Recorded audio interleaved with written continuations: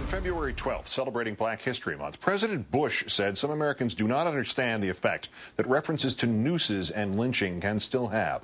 A month earlier, Golf Channel sportscaster Kelly Tillman said that in order to have any hopes of defeating him, the younger rivals of the game's greatest player might want to, quote, lynch Tiger Woods in a back alley, unquote. She apologized. Woods said he took no offense and considered her a friend, and she accepted without protest a 2-week suspension. But in our #1 story tonight, Mr. Bush's most prominent TV cheerleader did not merely ignore the president's plea for restraint on this exact issue, nor glean any guidance from Kelly Tillman. Bill O'Reilly spoke on national radio about metaphorically lynching a black person, a black woman, and not just any black woman.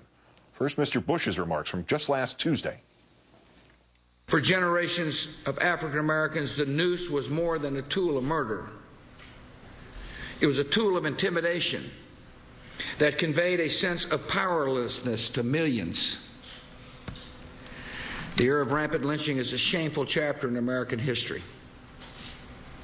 The noose is not a symbol of prairie justice, but of gross injustice. Displaying one is not a harmless prank. Lynching is not a word to be mentioned in jest.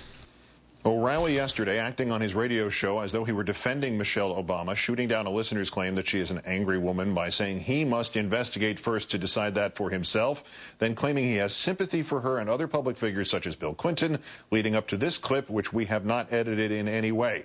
The operative word in this may not, in fact, be lynching. It may be, quote, unless. They're thrown into a hopper where everybody is waiting for them to make a mistake so that they can just go and bludgeon them. And, you know, Bill Clinton and I don't agree on a lot of things, and I think I've made that clear over the years. But he's trying to stick up for his wife. And every time the guy turns around, there's another demagogue or another ideologue in his face trying to humiliate him because they're rooting for Obama. That's wrong. And I don't want to go on a lynching party against Michelle Obama unless there's evidence, hard facts, that say this is how the woman really feels. If that's how she really feels, that America's a bad country or a flawed nation, whatever, then that's legit. We'll track it down. Let's go now to Eugene Robinson, political analyst for MSNBC and both columnist and associate editor at The Washington Post. Thanks for staying with us, Gene. Good to be here, Keith. I'm sorry it's under these circumstances. As am I. Can you convey what Mr. Bush apparently failed to get through to everybody? Some sense of the obscenity, the moral obscenity involved in a national discussion on whether to launch a lynching party against the black woman married to the black man running for president? I think you've kind of said it, yeah. Keith. That's the offense. You know what lynching was? Lynching was a horrific practice of murder, torture, dismemberment, burning alive, hanging, and the only purpose of lynching was to perpetuate white supremacy in the Jim Crow South.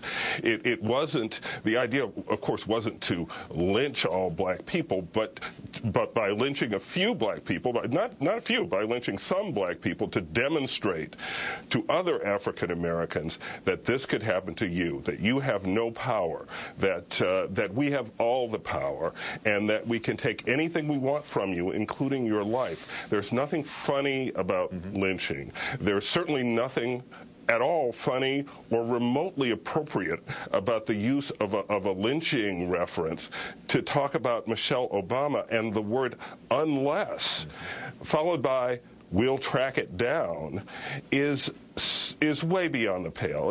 I'm almost speechless, but I have more to say, of course. As we both do. I mean, you're right. This is about disenfranchising people. It wasn't just about killing people. The rest were disenfranchised, and people were essentially told, black people will not take office. There will not be people in government. They will not be dog catchers. You will not vote. You will not own property that we don't want you to own. You will not do anything.